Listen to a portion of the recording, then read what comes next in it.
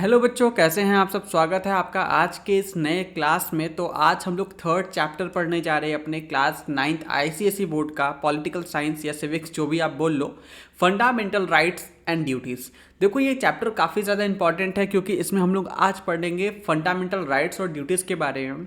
But आगे बढ़ने के पहले मैं एक बात आपको बोलना चाहता हूँ। जो भी बच्चा फर्स्ट टाइम उससे मुझे सुन रहा है या फिर इस वीडियो पे आया है भूले भटके, तो मैं बोलना चाहूँगा कि बेटा, मैंने आपके लिए अपने इस चैनल पे, वेदत लर्निंग के चैनल पे, आपके लिए our constitution, basic features of constitution, ये दो चैप्टर को वन शॉट में ऑलरेडी कवर कर रखा है, जहाँ पे आप जा कर के इन दोनों ही लेक्चर्स को देख सकते हो और अपनी अंडरस्टैंडिंग को और भी ज़्यादा बेहतर कर सकते हो।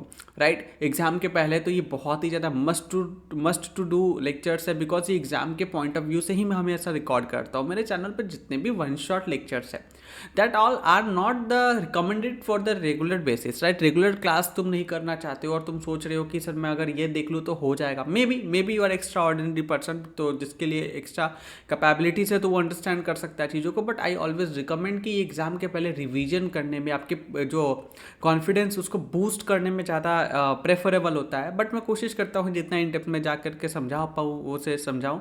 बट हाँ, ये रेगुलर लेक्चर्स तो नहीं है, तो यहाँ पे कोई भी फेक प्रॉमिस आपको मैं नहीं कर रहा। या फिर आप कोई भी कमेंट में ये फीडबैक देते हो कि सर ये डिटेल में क्यों नहीं है, तो बेटा पर्सपेक्टिव ही डिटेल नहीं है ना। ओके, पर्सपेक्टिव मेरा यहाँ पे रिवीजन है, डिटेल रेगुलर क्लास में होता है। ओके, तो आज हम लोग फंडामेंटल राइट्स एंड ड्यूटीज़ पढ़ेंगे। अगेन मैं इसको इस तरीके से पढ़ाऊंगा जिसको तुम्हें पढ़ के मज़ा आएगा, but this is not a regular lecture, let me very clear with you all guys. ठीक है, ओके। तो ये छोटा स्क्रिप्ट होगा जहाँ पे हम लोग चीज़ों को उतना ही डिस्कस करेंगे जिससे आपको चीज़ें वापस से याद आ जाए और आपका काम हो जाए। ओके, तो आज हम लोग थर्ड चैप्टर पढ़ेंगे। शुरुआत के दो चैप्टर थे वो बिना फेस कैम का था, आई नो, बट कोई ना यार, क्या ही फ़र्क पड़ता है, तुम्हें पढ़ने से मतलब है। तो आज फेस कैम के साथ ही होगा प्रॉपर, तो पढ़ना स्टार्ट करते हैं। देखो, आज चैप्टर थर्ड है हमारा। पहला क्वेश्चन हमारे दिमाग में आएगा, सर फंडामेंटल राइट जिसके बारे में आप बात कर रहे हो, but what are fundamental rights. Sir fundamental rights होता क्या है? ध्यान देना, फंडामेंटल राइट एक set of basic human rights है। ठीक है, ये बेसिक ह्यूमन राइट है। देखो, पता है एक्चुअली इसका इतिहास देखोगे ना तो बहुत ही भयावह इतिहास है। भयावह इतिहास मतलब काफ़ी डरावना, काफ़ी ब्रूटल इतिहास है। हमारे देश में 1947 के पहले सबको पता है ना कि भारत आज़ाद कंट्री नहीं था। हम लोग ब्रिटिशर्स के कहीं ना कहीं अधीन थे, गुलाम थे। वैसा ही केवल ये हम लोगों के साथ नहीं था, इंडियंस के साथ उन्होंने बहुत बुरा बर्ताव किया, भारतीयों के साथ उन्होंने बहुत बुरा किया। लेकिन पता है, कोई और, कुछ लोग और थे जिनके साथ हमसे भी बुरा हुआ। वो कौन थे सर? वो थे तुम्हारे ज्यूइस। उससे भी ज़्यादा किसी के साथ बुरा हुआ सर, कौन थे सर? वो थे dark skin people, Africans. African slavery के बारे में आपने सुना होगा, जहाँ पे लोगों को एक्चुअली में बेचा खरीदा जाता था। लिटरली जैसे भेड़ बकरियों को खरीदा या बेचा जाता है, वैसे ही उनको खरीदा या बेचा जाता था। उनकी इतनी बुरी दशा थी, इतने मरे हैं, इतने लोग मारे गए। केवल उनकी गलती ये थी कि वो, उनकी स्किन की जो कलर थी वो डार्क थी, तो उनको इंसानों तक ट्रीट नहीं किया जाता था। हम लोग की तो ब्राउन स्किन बोलते हैं ना, उनको डार्क स्किन, ब्लैक स्किन जो है वो था।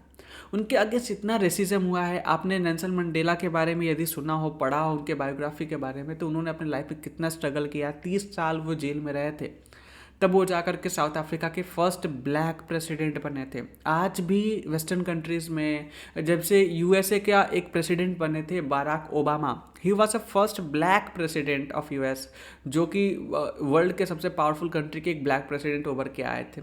कहीं ना कहीं ये इतनी बड़ी बात है। हमारे देश में कास्ट के बेसिस पे डिस्क्रिमिनेशन तुमने अक्सर देखा होगा, वैसे ही उनको स्किन के कलर के बेसिस पर डिस्क्रिमिनेशन वहाँ पे देखने को मिलता है। अभी कुछ दिन पहले की मैं बात बताऊँ, दिसंबर की बात है।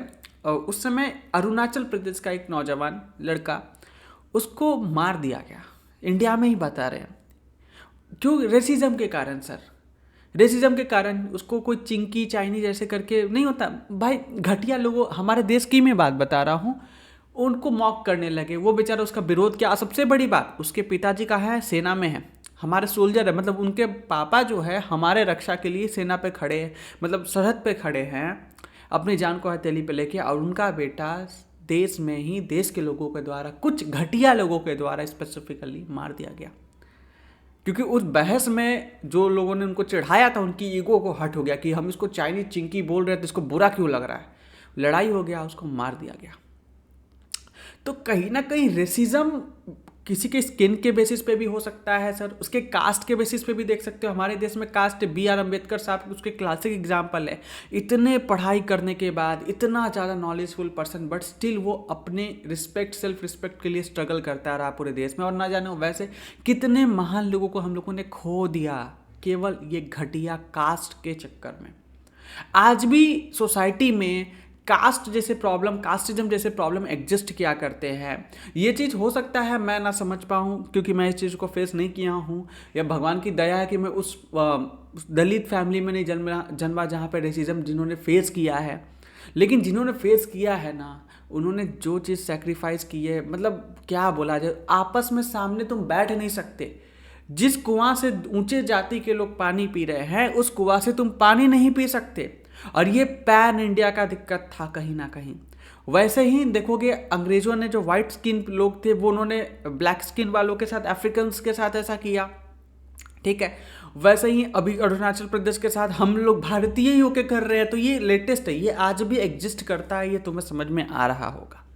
तो फंडामेंटल राइट्स बनाया गया है, बेसिक ह्यूमन राइट्स, कि भाई एटलीस्ट ये जब भगवान, देखो कोई काला है, गोरा है, मोटा है, नाटा है, क्या ये उसके कंट्रोल में है? क्या नहीं, नहीं है कंट्रोल में। इंसान, भगवान ने सबको बराबर बनाया। जाति बनाना, धर्म बनाना, स्किन का कलर पे रेसिज्म करना, किसी के शकल के रेस को देख करके रेसिज्म करना, ये इंसानों के द्वारा बोई गई बीज है। हो सकता है कई लोग बोलते हैं सर हमारे पुराने ग्रंथ में तो लिखा है कि ये जाति है, शूद्र है, ये ब्राह्मण है। अरे वो बुक को लिखने वाला भी तो इंसान ही था। उस बुक, अभी मैं ही एक बुक लिख दूं, उसमें जो बकवास करना है मैं लिख दूं और उसको मैं बोलूं कि ये बुक में लिखा है इस वजह से ये बात सही है, क्या इसका कोई सेंस है?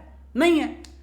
अरे बुक 100 साल पुराना है, 1000 साल पुराना है, या 10,000 साल पुराना है, इससे कोई लेना देना नहीं है अगर उसको लिखने वाला एक बायस पर्सन है, उसको लिखने वाला एक घटिया पर्सन है। और उसको आज अगर मान्यता दे दो कि ये 1000 साल पुराना बुक है, इसी वजह से वो करेक्ट बुक है, ये गलत है। ये बहुत ज़्यादा गलत बात है। तो यहाँ पे किसी के साथ अनइक्वल व्यवहार ना हो, किसी के साथ उसके धर्म को लेके, उसके कास्ट को लेके, उसके स्किन के कलर को लेके, या फिर उसके जेंडर को लेके डिस्क्रिमिनेशन ना हो। ये एक बहुत बड़ी प्रॉब्लम है। इसी वजह से हम जब पूरा एकदम क्योस हो गया पूरे वर्ल्ड में, अफ्रीकन्स का एग्जांपल देखने को मिला, इंडियंस का एग्जांपल मिला। आपको पता है ना, एक बहुत अच्छा कोट है ना, Indians and dogs are not allowed, अंग्रेजों के समय में हुआ करता था। तो कहीं ना कहीं इस प्रॉब्लम को देख करके पूरे वर्ल्ड में एक चीज को सोचा गया कि यार एक इंसान की बेसिक राइट्स होती है जो उसको देना चाहिए। सर वो क्या होनी चाहिए? सर इक्वालिटी, सर इक्वालिटी, हमारा बराबर है। किसी को किसी के कास्ट के बेसिस पे, रिलीजन के बेसिस पे, स्किन के कलर के बेसिस पे डिस्क्रिमिनेशन ना हो। अरे उसको भी जीने का अधिकार दे। अंग्रेजों को ने डायरेक्टली ब्लैक स्किन को जानवरों, भेड़ बकरियों की तरह वो लोग क्या करते थे, स्लेव की तरह बेचा करते थे, और बेचने के बाद उसको ब्रूटली काम करवाया करते थे। और काम करते करते अगर वो मर गया तो जस्ट लाइक नहीं होता, ये पेन अगर मैं यूज कर रहा हूँ और टूट गया तो मैं फेंक दूंगा, नया पेन खरीद के लाऊंगा, जस्ट लाइक दैट। एक मर गया यार, फेंको उसको, नया लाओ, वो दशा था। और ज्यूस, एडोल्फ हिटलर ने भी वही किया था ना, ज्यूसों को जहरीला गैस से मार दिया करता था वो।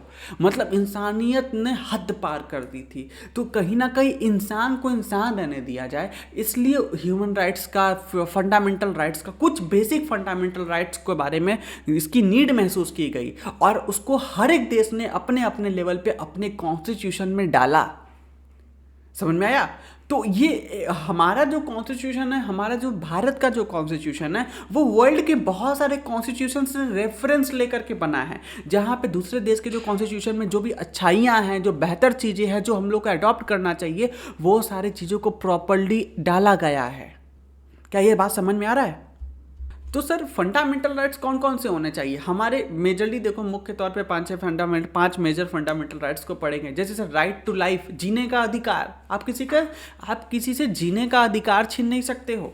आप किसी से राइट इक्वालिटी नहीं छीन सकते हो। अगर कोई बंदा अगर किसी धर्म का है और वो कैलेट से, मैं बोलता हूँ, चलो मैंने एक धर्म बनाया, #bonk, ठीक है, ये हम लोग का एक धर्म है। हमारा देश बोलता है, अब मान लो ये मेरा धर्म है, अब तो सोचो मेरे साथ रेसिज्म होने लगे क्योंकि मैं पर्टिकुलरली इस धर्म से बिलोंग करता हूँ। क्या ये सही बात है?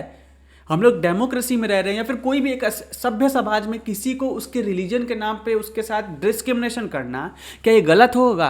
बिल्कुल गलत होगा, है ना? गलत है कि नहीं है? तो यहाँ पे क्या है कि यहाँ पे किसी को रिलीजन को प्रैक्टिस से ना रोका जाए, इसलिए भी एक फंडामेंटल राइट है कि भाई साहब, right to practice their religion, आप अपने धर्म को अच्छे से प्रैक्टिस कीजिए, कोई दिक्कत नहीं है।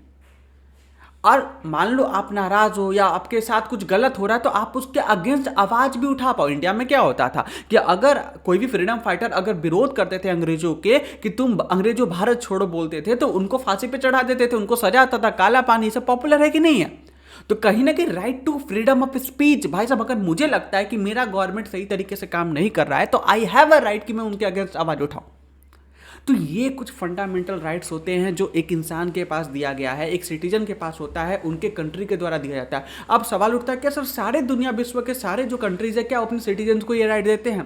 तो आंसर इज नो।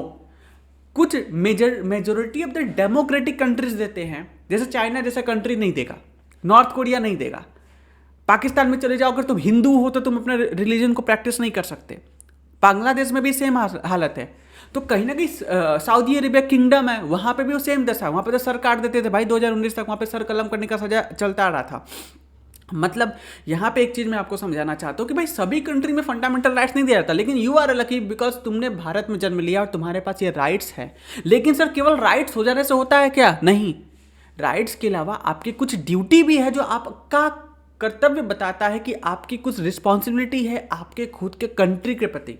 और इसी दो चीज को, फंडामेंटल राइट्स को और फंडामेंटल ड्यूटीज को, इस चैप्टर में हम लोग पढ़ेंगे। तो this is the comprehensive introduction of this chapter. I think तुमको समझ में आया होगा और मैंने फंडामेंटल राइट्स का जो डेफिनेशन भी है आपको समझा दिया। अगेन इसको रीड करते हैं, ध्यान देना।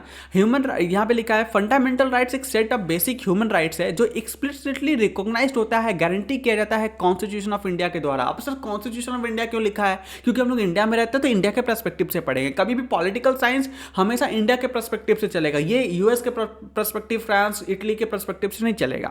These rights are ensured that the individual have a certain inherent freedoms and protection against the arbitrary action by the state। मतलब गवर्नमेंट अगर कुछ कर रही है तो उसके अगेंस्ट आपको कुछ ना कुछ प्रोटेक्शन दी गई है। गवर्नमेंट का लोग ये नहीं बोल सकती कि जिस लड़कों के बाल बड़े हैं वो रोड में नहीं घूम सकते, ऐसा नहीं कर सकते। The concept of the fundamental rights is inspired by the principle of justice. और इसका कॉन्सेप्ट सिंपल सी बात है, जस्टिस, लिबर्टी, इक्वालिटी। मतलब जस्टिस मतलब इंसाफ, लिबर्टी मतलब आज़ादी, इक्वालिटी मतलब बराबरी। ये तीन चीज़ से इन्फ्लुएंस होता है। जैसे मैंने बोला कि मेरा एक रिलीजन है सर, मैंने बौंक धर्म बनाया है, तो गवर्नमेंट बोली कि कोई दिक्कत नहीं, आप अपना धर्म को आराम से प्रैक्टिस करो, हमें कोई तकलीफ की बात नहीं है, बस इतना करना कि दूसरे के ऊपर बैग लेके जाके फट मत जाना। समझ में आ रहा है? तो मतलब वो काम नहीं कर सकते, वो फिर टेररिज्म है। ओके, लेकिन आप अगर शांति से अपना धर्म को प्रैक्टिस करना चाहते हो, गो हेड यार, कोई दिक्कत नहीं है। गवर्नमेंट इवन आपको प्रोटेक्शन देगी। अगर मेरे को लगता है कि मेरे को धमकाया जा रहा है मेरे धर्म को प्रैक्टिस करने से, तो दिक्कत होगा। इसलिए हम लोगों ने, यार मैं जब भी सोशल पढ़ाता हूँ तो मेरा सिंपल सी बात है, मैंने इस बौंक धर्म को उठाया। मतलब इतना रेयर उठाया कि सर बौंक पढ़ोगे तो BONK होना चाहिए, लेकिन मैंने स्पेलिंग में भी BOMK लिखा है। मैंने स्पेलिंग भी गलत लिखा, लेकिन फिर भी मैं बोलता हूँ कि अगर ये धर्म होता ना तो गवर्नमेंट हमारी इसको भी रिकॉग्नाइज कर लेगी, कोई दिक्कत नहीं है। तब से हम लोग मतलब इस बौंग धर्म को ही धर्म बना के चलते हैं। अगर कोई मेरा रेगुलर लेक्चर है, मतलब पढ़ता हुआ आया ऑफलाइन या ऑनलाइन का स्टूडेंट, तो उसको पता है भाई कि बौंग धर्म है क्या। तो कॉमेंट में तुम लिख सकते हो, if you are a bong then #bonk, ठीक है। तो ये मज़े लेने के लिए भी हम लोग थोड़ा मज़े भी लेते हैं, बट कॉन्सेप्ट के पॉइंट ऑफ व्यू से मैं इसका इस्तेमाल करता हूँ, ठीक है। They form a bedrock of a democracy government, ठीक है ना। The fundamental rights in the Indian citizens constitutions are outline in part 3 of the article 12 to 35। Article 12 से लेकर के जो हमारा कॉन्स्टिट्यूशन ऑफ इंडिया के पार्ट 3 है ना, डिफरेंट पार्ट्स में हमारा कॉन्स्टिट्यूशन बटा हुआ है। तो पार्ट 3 के आर्टिकल नंबर जब 12 को पढ़ती हो, 12 से 35 पढ़ते हो, then you will understand about the, हाँ यहाँ पे फंडामेंटल राइट्स को लिखा गया है। ध्यान देना आगे क्या लिखा है, why are they called fundamental rights. सवाल उठता है सर इसको फंडामेंटल राइट्स क्यों कहते हैं? तो देखो, द टर्म फंडामेंटल राइट्स ये यूज़ किया जाता है डिस्क्राइब करने के लिए किसी भी स्पेसिफिक कैटेगरी ऑफ राइट्स जो ऑर्गेनाइज किया जाता है, गारंटी दी जाती है कॉन्स्टिट्यूशन ऑफ इंडिया के द्वारा, ठीक है। मतलब कोई भी ऐसी राइट्स जो गवर्नमेंट बोलती है, बेसिकली गवर्नमेंट नहीं, कॉन्स्टिट्यूशन ऑफ इंडिया कहता है आपको कि भाई ये आपको किसी भी हालत में दिया जाएगा, ठीक है ना। मतलब ये बहुत ही सीवियर है, ये आपको मिलना ही चाहिए, दैट्स इट। मतलब राइट टू लाइफ है, जिंदगी का अधिकार। कोई आपको ऐसा नहीं कर सकता आके आपको मार देंगे, ऐसा नहीं कर सकते। जैसे भेड़ बकरियों को मार के आप लोग चिकन चाउमीन खा लेते हो ना, वो हरकतें नहीं होगी आपके साथ। मतलब उनके साथ, मतलब जानवरों को फंडामेंटल राइट नहीं दी गई है। ये दोगलापन और नहीं तो क्या है, बट ठीक है। Again if you are a non veg eater तो तुमको बुरा लग सकता है, बट जो भी है ध्यान देना। यहाँ पे क्या है, कॉन्स्टिट्यूशन ऑफ इंडिया की अगर बात करते हैं तो यहाँ पे कॉन्स्टिट्यूशन ऑफ इंडिया कुछ गारंटी देती है, आपको गारंटी देती है सर कि certain kind of fundamental right, जिसके बारे में अभी हम लोग बात करने वाले हैं। ओके, तो वो आपको किसी भी अवस्था में मिलेगा जरूर। आगे देखना क्या लिखा है, this rights are considered fundamental because they are regardless of the essential wellbeing and development of individual. बोला किसी भी हालत में आपको दी जाएगी। The use of the term fundamental convey the foundational and paramount nature in the constitutional framework. ठीक है, फंडामेंटल का मतलब यहाँ पे आपको एक व्यक्ति को मिल, जैसे एजुकेशन का दिया, राइट टू शिक्षा, एजुकेशन का अधिकार वो सबको मिलना चाहिए यार, तो वो है। Here are the some reason why this right are level at the fundamental rights. Reason क्या है, इस पे इंपॉर्टेंट क्वेश्चन, अगर थोड़ा स्केप्टिकल बेस्ड क्वेश्चन आपके टीचर बनाना चाहेंगे, अगर उन्होंने थोड़ी बहुत मेहनत कर रखी है, अगर आपके स्कूल में भगवान की दया से कुछ अच्छे टीचर्स हैं, तो उन्होंने थोड़ा सा यहाँ पे क्वेश्चन यहाँ पे ट्विक करके पूछ सकते हैं आपसे, पेस वगैरह दे देंगे। वैसे इतना दिया नहीं जाता है, मुझे इतना पता है, बट अगर मान लो देते हैं, ओके, मैं अपने टेस्ट सीरीज में तो दे डालूंगा। ठीक है, तो यहाँ पे अगर पूछ दिया जाएगा कि भाई इसको क्यों फंडामेंटल राइट्स का लेवल दिया जाएगा, इसके ऊपर कोई भी सर्टेन काइंड ऑफ केस होगा और नीचे लास्ट में दिया जाएगा कि इसको ये राइट मिलना चाहिए कि नहीं मिलना चाहिए, क्या ये फंडामेंटल राइट्स है, अगर है तो क्यों है, और नीचे ये भी एक्सप्लेन कर दो कि सर इसको फंडामेंटल राइट्स का लेवल क्यों दिया गया है। तो यहाँ पे देखो, आर्टिकल जो हमारा 12 to 35, ये याद होना चाहिए आपको ना। हाँ, पार्ट 3 जो आप कॉन्स्टिट्यूशन जो डील करता है फंडामेंटल राइट्स से, इसके कुछ साइलेंट फीचर दी गई है फंडामेंटल राइट्स के। सर क्यों ये फंडामेंटल राइट्स है, ये इंटीग्रल पार्ट ऑफ कॉन्स्टिट्यूशन है सर, कॉन्स्टिट्यूशन का एक आंतरिक है, मतलब अगर कॉन्स्टिट्यूशन का आत्मा है, अगर निकाल दोगे काम खत्म हो जाएगा। कॉन्स्टिट्यूशन फिर बच्चा नहीं, डब्बा है वो, ठीक है ना। क्योंकि इसी के लिए तो हमारा कॉन्स्टिट्यूशन बहुत ज़्यादा वैल्यूबल है, हमारे देश को गणतंत्र बनाने में ये रोल प्ले करता है, जहाँ पे लोगों के द्वारा राज किया जाता है, लोगों के लिए कॉन्स्टिट्यूशन को बनाया गया है। क्योंकि हम हिंदुस्तानियों ने बहुत सहा है भाई, इतिहास हम सबको पता है कि हमारे फ्रीडम फाइटर्स ने बहुत कुछ, मतलब खून की नदियाँ बही हैं भाई। जलियांवाला बाग जैसे एग्जाम्पल जब भी सामने आते हैं तो रोंग खड़े हो जाते हैं, आँख से आंसू गिरने लगती है, क्योंकि ये चीज़ें हुई हैं ना। और सोचो, ये मैंने थोड़ा जूम आउट बोलता है ना, थोड़ा ग्लोबल मैप पे तुमको समझाया कि यार ये तो अफ्रीकन्स के साथ भी हुआ ना, है ना। स्टिल अभी रिसेंट एक इंसिडेंट बताया अरुणाचल प्रदेश नॉर्थ ईस्ट का एक बंदे के साथ, तो ये सबसे बुरा अगर पेनफुल हो सकता है तो 2026-25 में इस टाइप के इंसिडेंट, कम ऑन यार, इस टाइप के इंसिडेंट।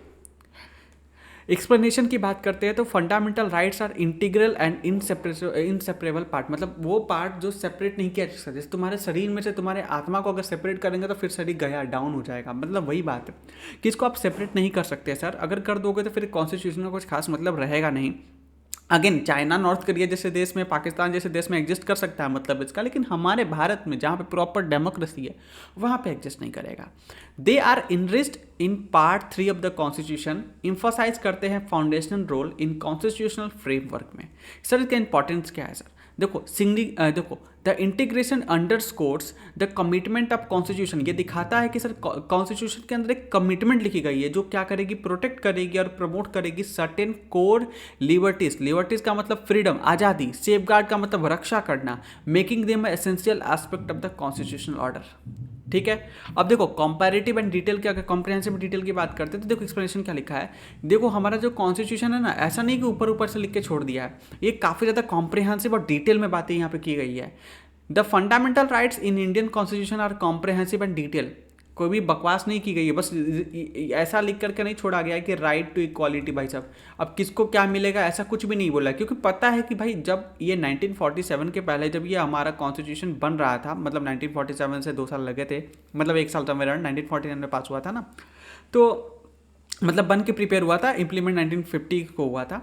तो ओके, यहाँ पे देखना, covering a wide range of individual liberties and protection against the state action, मतलब जो हमारा गवर्नमेंट के अगेंस्ट, जैसे गवर्नमेंट किसी को, जैसे हमारी गवर्नमेंट बोलती है कि एक पर्टिकुलर जो रिलीजन है वहाँ के लोग हमारे देश में नहीं रह सकते। फॉर एग्जांपल मैं बोलता हूँ बोंग के अगेंस्ट क्या होता है, अब देखो किसी रिलीजन का नाम लेना अच्छा नहीं है तो अपना ही रिलीजन को हम लोग थोड़ा सा यहाँ पे यूज़ करेंगे। ओके, तो बोंग रिलीजन के लोग यहाँ पे नहीं रह सकते, तो ऐसा नहीं कर सकता, ये हमारे बोलते हैं ना मूल अधिकार के अगेंस्ट हो जाएगा, गवर्नमेंट ऐसा कभी भी नहीं करेगी। ठीक है, इसका सिग्निफिकेंस सर क्या है, द डिटेल अप्रोच इंश्योर करता है ब्रॉड स्पेक्ट्रम ऑफ राइट्स, जिसमें इंक्लूडिंग होता है सिविल, पॉलिटिकल, पर्सनल फ्रीडम, ठीक है ना, जो रीऑर्गेनाइज होते हैं और प्रोटेक्ट करते हैं level minimal room for ambiguity and arbitrary. मतलब डिटेल में इसलिए वहाँ पे एक्सप्लेन करा गया है कि भाई किसी भी प्रकार का आगे चल के लोग इसका मिस इंटरप्रिटेशन ना कर ले। जैसे जातिवादी, अगर लोग इतने समझदार होते तो जातिवाद एग्जिस्ट नहीं करता। कुछ घटिया किस्म के लोग सोसाइटी में इसको प्रमोट किए होंगे अपने पर्सनल बेनिफिट के लिए, जहाँ पर लोगों को ये सिखाया होगा कि हम तो ऊंची जाति के, तुम नीची जाति के हो, है कि नहीं। जिससे क्या हुआ, ये समाज में डिफरेंसेस बढ़ गया। तो बेटर है कि वो टाइप के लोग कहीं ना कहीं एग्जिस्ट किया करते थे।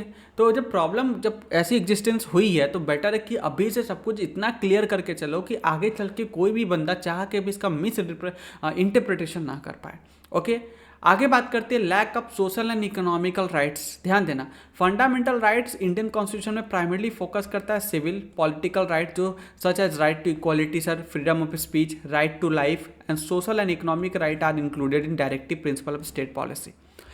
सर द डिवीजन रिफ्लेक्ट करता है sir constitutional prioritisation of certain rights, living the realisation of social and economic right in the description of state outline the directive principle. देखो ऊपर से जो चीज़ पढ़ाता है यही चीज़ यहाँ पर सेम लिखा हुआ है।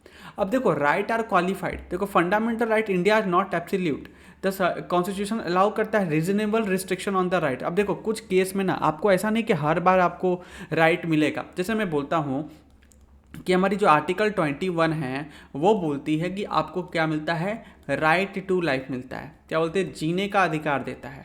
ओके, अब हमारे देश में क्या हुआ ना, 2012 की बात है, आई थिंक 31 दिसंबर का वो रात था, मनुष्य रात, जिस समय दिल्ली में एक चलती हुई बस में, ठीक है, दिल्ली में एक बस के भीतर क्या हुआ, एक निर्भया रेप केस हुआ। ठीक है ना, निर्भया रेप केस हुआ, जहाँ पे एक निर्भया नाम की महिला की रेप की गई, gang rape, basically gang rape हुआ। ठीक है, गैंग रेप हुआ, जिसके बारे में आप नेट पे पढ़ सकते हो। बहुत ही ब्रूटल गैंग रेप था। उस समय मैं छोटा था, मुझे याद है, स्कूल से आया था तो घर पे देखा वो news and I was shocked कि क्या हुआ। उस समय मुझे पता भी नहीं था ये सब चीज़ का मतलब क्या होता है। आई वॉज टू यंग यार उस समय। ठीक है, अब जिसमें क्या हुआ, निर्भया जो थी उनकी अनफॉर्चुनेट ब्रूटल तरीके से डेथ हो गई। इसमें मेजर जो ना 4 लोग पकड़ाए। ठीक है, 4 जो कल्प्रिट थे, जो गुनहगार थे वो पकड़ाए। ठीक है, अब उसमें से क्या हुआ, कुछ बालिग जो 18 साल के कम थे उनको तो फांसी की सज़ा नहीं हुई। उस समय देश में फांसी की प्रोविज़न भी नहीं थी। लेकिन कुछ 1 या 2 बंदा जो था जेल में सुसाइड कर गया, जो भी चीज़ें हुई। एक बंदे को, ठीक है, एक बंदे को 2020 के मार्च के महीने में क्या हुआ, फांसी की सज़ा हुई। क्या हुई, फांसी की सज़ा हुई। कोरोना के पहले की बात है वो, उसको फांसी की सज़ा हुई। डेट मुझे एग्जैक्टली याद नहीं, मतलब इतना इंसिडेंट सोचो दिमाग में, ऐसा नहीं मैंने इसको याद किया, इतनी बुरी चीज़ थी कि मेरे दिमाग में ये आज तक एग्जिस्ट करती है। उस दिन मैं बहुत खुश था, 2020 के दिन जिस दिन फांसी हुई ना, आई was very happy. I was one of the happiest person of that life. सुबह 7 बजे उठ गया था, 6 बजे मैं उठ के वेट कर रहा था कि इसको कब फांसी लगेगी। When I saw the news TV पे कि नहीं फांसी लग गई, then I was very happy, trust me, बहुत ज़्यादा खुश था मैं। ओके, तो क्या हुआ ना कि 2020 की जब फांसी हुई तो उस समय एक इसके ना SK सिंह करके एडवोकेट थे। ठीक है, एडवोकेट थे जो सुप्रीम कोर्ट के जो लॉयर है, काफ़ी पॉपुलर है, काफ़ी उस समय पॉपुलैरिटी इन्होंने गेन करी थी। इन्होंने ना सुप्रीम कोर्ट में रात को सुप्रीम कोर्ट का दरवाजा खटखटाया और उन्होंने इस चीज़ को बोला कि आर्टिकल, मतलब 2012 से 20 लग गया सर एक को फांसी देने में, मतलब 8 साल का समय लड़ा गया, यहाँ पे केस लड़ा गया केवल इस बेस पे कि वकील का कहना था कि सर ये आर्टिकल 21 जो हमारे संविधान का क्या कहता है कि ये जीने का अधिकार देता है, राइट टू लाइफ देता है। क्या कहता है सर, राइट टू लाइफ देता है, जहाँ पे आप किसी की जिंदगी को दे नहीं सकते तो छीनने का भी अधिकार आपको नहीं है।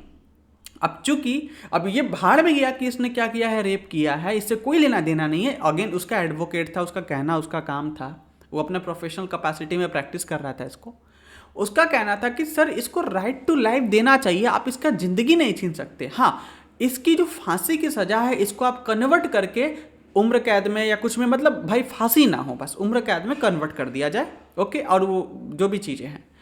अब यहाँ पे सुप्रीम कोर्ट अड़ गई लास्ट मोमेंट पे। जिस दिन फांसी होने वाला था उस दिन भी रात को 2 बजे सुप्रीम कोर्ट बैठी थी, बेंच बैठा था, और उस समय सुप्रीम कोर्ट लास्ट समय तक इसने अब क्या किया, आर्टिकल 21 का यूज़ किया और उनके बेटे का, क्योंकि व्यक्ति जो था जो रेपिस्ट था उसका एक बेटा भी था, तो कहीं ना कहीं उसका फिर रेफरेंस देना चालू किया कि एक पुत्र को मतलब फांसी टल जाए, इसलिए एक पुत्र को अपने बाप से मिलने का अधिकार देना चाहिए। तो कहीं ना कहीं सुप्रीम कोर्ट इस बात पे अड़ गई कि एक बात बताओ, जब तुम्हारा सो कॉल्ड इनोसेंट पर्सन जिसके सामने तुम ये रोना रो रहे हो कि राइट टू लाइफ मिलना चाहिए, जब इसने ये रेप में इन्वॉल्व हुआ, जब इस लड़की का डेथ हुआ, एक लौटी साथ बेटी थी, इनके परिवार का क्या हुआ, इसने वो दर्द सहा, पीड़ा सहा, इतने ज़िंदगी सही, क्या उसका राइट टू लाइफ नहीं था? क्या उस समय तुम्हारा आर्टिकल 21 कहीं डाल लिए थे क्या अपने अंदर? समझ में आ रहा है? सुप्रीम कोर्ट इस बात से लिटरली बहुत, हमारे देश में ये ही एक बहुत ही अच्छा ना लॉ में कोर्ट है, justice delay justice not serve. मतलब अगर आपको इंसाफ देने में लेट हो रहा है सर, तो मान लीजिए इंसाफ नहीं मिला। 8 साल निर्भया की मां ने लड़ा, पूरा देश ने देखा, और न जाने हर साल इतने रेप केसेस आते हैं, इतने रेप केसेस की पूछो मत। आज भी हमारे देश में ये बहुत ही ब्रूटल चीज़ है, जहाँ पे डेथ भी होती है ऑफ कोर्स यार। तो कहीं ना कहीं 2024 में ही मैं बात करूँ वेस्ट बंगाल में, वहाँ पे जूनियर डॉक्टर के साथ अगेन वो रेप का केस आया था, उनकी मर्डर हो गई थी। ये चीज़ें अभी बिहार में चल रहा है, वहाँ पे एक नीट की प्रिपरेशन करने वाली छात्रा का रेप करके मर्डर करा गया। तो ये आज भी एग्जिस्ट करता है। तो उस समय सुप्रीम कोर्ट ने बोला कि भाई जब तुमने किसी की ज़िंदगी लेते समय नहीं सोचा, तो तुम्हारी ज़िंदगी को क्यों ना लिया जाए, और उस समय उसको फांसी की सज़ा फाइनली दी गई। तो ये यहाँ पे यही बोलता है कि अगर आपने कुछ ऐसा एक्टिविटी किया है, ऐसे काम में इन्वॉल्व हुए हो जो दिखाता है कि नहीं इस केस में आपको ज़िंदगी का कोई अधिकार नहीं है, उस केस में आपकी ये फंडामेंटल राइट्स को आपसे छीना जा सकता है। क्योंकि एक कॉमन चीज़ देखोगे तो ये लड़की जो महिला थी, रिस्पेक्टेड या जो भी है, रिस्पेक्टली नाम लूँगा, और ये जो भी ये जाहिल आदमी, ये दोनों थे सिटीजन ऑफ इंडिया ही थे ना। अब समझो दोनों को आर्टिकल 21 का राइट मिला होगा। ऐसा नहीं है सिटीजन ऑफ इंडिया, कोई बाहर से भी बंदा अगर इंडिया में आ रहा है तो उसको भी ये राइट मिलता है respective of the citizenship. Okay, ऐसा नहीं कि बाहर का लोग आते तुम उसको मर्डर कर सकते हो, वहाँ पे फ्रीडम हो गया, ऐसा कुछ भी नहीं होता है। ठीक है, ओके। अब ध्यान देना इस बात को कि अब यहाँ पे जो हुआ, यहाँ पे दोनों ही सिटीजन्स थे, तो एक का तुमने राइट छीनते हुए तुम्हें होश नहीं था कि आर्टिकल 21 का वॉल्यूशन हो रहा है, अभी तुम ये रोना रो रहे हो। यहाँ पे इस केस में यही चीज़ लिखा है कि अगर रीजनेबल ग्राउंड है, यहाँ पे दिख रहा है कि इस बंदे को जीने का अधिकार नहीं है, तो उस केस में आपकी जो राइट है फंडामेंटल, वो छीनी जा सकती है। क्लियर है? आगे बात करते हैं इन क्वालिफिकेशन जो ensure the delicate balance between the individual freedom and the border need of society. मतलब सर यहाँ पे फ्रीडम तो देना है, लेकिन एक किसी दरिंदे को बाहर नहीं छोड़ सकते। मतलब सोसाइटल पॉइंट ऑफ व्यू से भी देखा जाए कि ये अगर इस यहाँ पे सुप्रीम कोर्ट बोलती कि नहीं आर्टिकल 21 के हिसाब से बात सही है, हम लोग इसको फांसी नहीं देंगे, उस समय शायद न्याय व्यवस्था से पूरा देश का भरोसा उठ सकता था। खैर उठ तो अभी भी चुका है, कुछ खास नहीं है, लेकिन स्टिल एक टू स्टेप वेरिफिकेशन कंप्लीट हो जाता है कि भाई कोर्ट से कुछ उम्मीद मत रखो। Preventing the misuse of the right में हार्म द पब्लिक वेलफेयर। ठीक है ना, अगर ये राइट का कहीं ना कहीं अगर सुप्रीम कोर्ट इसको वेवर दे देती तो ये राइट का मिसयूज होता कि नहीं होता? बिल्कुल होता। अब देखो इनफोर्सिबिलिटी ऑफ राइट, देखो fundamental right justiciable meaning that individual can approach the court to seek the remedy in case of their violation. जैसे मान लो कि मैं बॉन्क हूँ, ठीक है, तुम भी हो बॉन्क, कमेंट सेक्शन में लिख सकते हो #बॉन्क। हम लोग दिल के बहुत साफ सुंदर और काफ़ी प्यारे से व्यक्ति होते हैं, ठीक है, ध्यान देना। हम लोग क्या करते हैं, हम लोग बाहर घूम रहे हैं, आराम से मस्त घूम रहे हैं, ये करके घूम गए, कुरकुरे खा रहे हैं, ठीक है। समवन केम टू अस और वो बोलता है, जैसे हम लोग मंदिर में जा रहे हैं, लेट से बोलते हैं हम लोग पार्क में जा रहे हैं, सोच रहे हैं पार्क में जाके कुरकुरे खा लेते हैं, ठीक है, क्योंकि अब फरवरी का महीना है, कोई साथ में तो है नहीं शेयर करने वाला, अकेले ही खा लेंगे कुरकुरे, कोई दिक्कत वाली बात नहीं है। लेकिन उस पार्क में जब एंटर कर रहे थे तो वहाँ पे बोर्ड लगा था जिस पर लिखा था बॉन्क्स आर नॉट अलाउड। अब क्यों सर? हम लोग दिल के साफ है इसलिए, हम लोग इनोसेंट है इसलिए, हम लोगों ने कभी किसी के बारे में गलत नहीं सोचा केवल इसलिए इस बात की सजा दोगे सर? ऐसा करोगे? तो we can approach the court उस केस में कि सर हमारे साथ गलत हो रहा है, क्योंकि ये जो पार्क है ना, ये गवर्नमेंट द्वारा ओन्ड पार्क है और यहाँ पे सरकार की ज़मीन है और यहाँ पे मेरा जाने का पूर्ण अधिकार है, ठीक है। तो सर यहाँ पे क्या होगा, उस केस में सुप्रीम कोर्ट डायरेक्टली इन्वॉल्व हो जाएगी। अब डायरेक्टली जब भी फंडामेंटल राइट की केस जब आती है तो डायरेक्टली सुप्रीम कोर्ट के पास जाके आप डायरेक्टली फरियाद रोना गाना चालू कर सकते हैं, कोई दिक्कत वाली बात नहीं है। यहाँ पे आपको डिस्ट्रिक्ट कोर्ट, हायर कोर्ट ये सब जाने की जरूरत नहीं है। हावेवर तुम जा सकते हो, लगता है तुमको वो केस में, लेकिन सुप्रीम कोर्ट डायरेक्टली बोला गया कि डायरेक्टली सुप्रीम कोर्ट में जाइए, क्योंकि मामला बहुत ही ज़्यादा संजीदा है, सीरियस मामला है, और आप डायरेक्ट सुप्रीम कोर्ट को रीच आउट कर सकते हो, कोई दिक्कत नहीं होगी आपको। लेकिन मान लो सर किसी की, मान लो ये पर्सनल प्राइवेट पार्क होती जहाँ पे उसके परिवार के लोग आते हैं, और सेम मान लो कि तुम हो और तुम इसमें घुसने की कोशिश कर रहे होते, वो बोलते हैं नहीं आउटसाइडर आर नॉट अलाउड, तो उस केस में तुम क्या केस कर सकते हो कि सर यहाँ पे तो मेरे को जाने नहीं दे रहे, तो उस केस में नहीं कर सकते बिकॉज उनका प्राइवेट प्रॉपर्टी है। बट हाँ, अगर कोई पब्लिक मंदिर है, हॉस्पिटल्स है, स्कूल है, वो सब जगह तुम्हारे कास्ट के बेसिस पे, रिलीजन के बेसिस पे, धर्म के मतलब स्किन के कलर के बेसिस पे, या किसी भी अन्य कारणों के कारण तुम्हें वहाँ पे जाने से रोका नहीं जा सकता है। क्लियर है। अब इन सिग्निफिकेंस की बात करें, enforceability of fundamental rights through the judicial system provide the crucial mechanism for citizen to protect the rights and seek the redressal infringement by the state. मतलब मान लो कि कभी गवर्नमेंट के द्वारा या फिर किसी भी सरकारी संस्था के द्वारा आपकी अगर फंडामेंटल राइट्स को इन्फ्रिज किया जाता है, तो उस केस में आप सुप्रीम कोर्ट का दरवाजा खटखटा सकते हो। आपके पास एक ऑप्शन दिया गया कि भाई आप अपने अगेंस्ट जो होने वाले गलत काम है उसको रोक सको, क्योंकि देखोगे अंग्रेज भी तो गवर्नमेंट बना के बैठे थे ना, वही तो हमारे खिलाफ गलत कर रहे थे। तो इस केस में गवर्नमेंट के अगेंस्ट आपको क्या मिला, रेसिज्म मिला। लेकिन आप रोड पे चल रहे, कोई आदमी आपकी जाति को लेकर के ऐसा कुछ कमेंट पास करता है, रिलीजन को लेकर कमेंट पास करता है, तो उस केस में फिर आप उसके अगेंस्ट केस कर सकते हो, ठीक है ना, ऐसा कर सकते हो। लेकिन आप फंडामेंटल राइट में उसमें नहीं ले सकते, क्योंकि सिंपल सी बात है, वो स्टेट गवर्नमेंट नहीं है, वो एक इंडिविजुअल पर्सन है जिसने आपको आहत किया है, तो आप उसके अगेंस्ट फिर अलग केस वगैरह फाइल कर सकते हो, ठीक है। उसमें फंडामेंटल राइट्स का रोल नहीं आता है।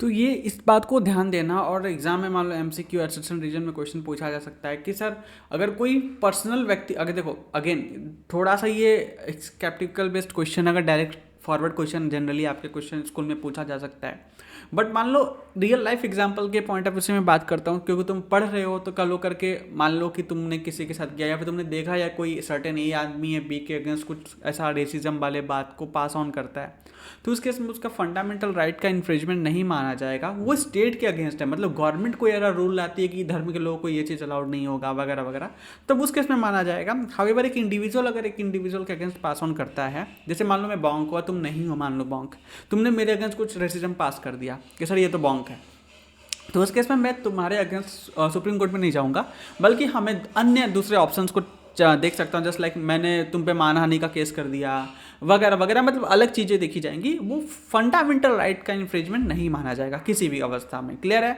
चलो आगे बात करते हैं, fundamental right are universal in nature. देखो फंडामेंटल राइट ना यूनिवर्सल इन नेचर है, मतलब कि कोई भी सिटीजन हो, ऐसा नहीं है कि भारत के सिटीजन है तो उन्हीं को मिलेगा। आप मान लो कहीं बाहर के लोग इंडिया में रह रहे हो, या फिर इंडिया घूमने आए हो, या फिर कुछ दिन के लिए आए हो, कहीं पे भी आपका मान लो इंडिया में आपका जन्म नहीं हुआ, कहीं आउटसाइड इंडिया हुआ है, फर्क नहीं पड़ता, अगर आप इंडिया के लैंड में हो, ठीक है ना, इंडिया के सरजमी पे हो, तो आपको ये फंडामेंटल राइट ऑटोमेटिकली मिल जाता है, आपको फिर इसके लिए किसी से पूछने की जरूरत नहीं है। सेम बात यहाँ बोली गई है, ठीक है। अब देखो फंडामेंटल राइट्स आर अमेंडेबल। देखो फंडामेंटल राइट्स जो होते हैं ना, ये कंसिडर देखो हमारे जो फंडामेंटल राइट्स होते हैं, सॉरी वो बीच में कॉल आ गया था उसके लिए।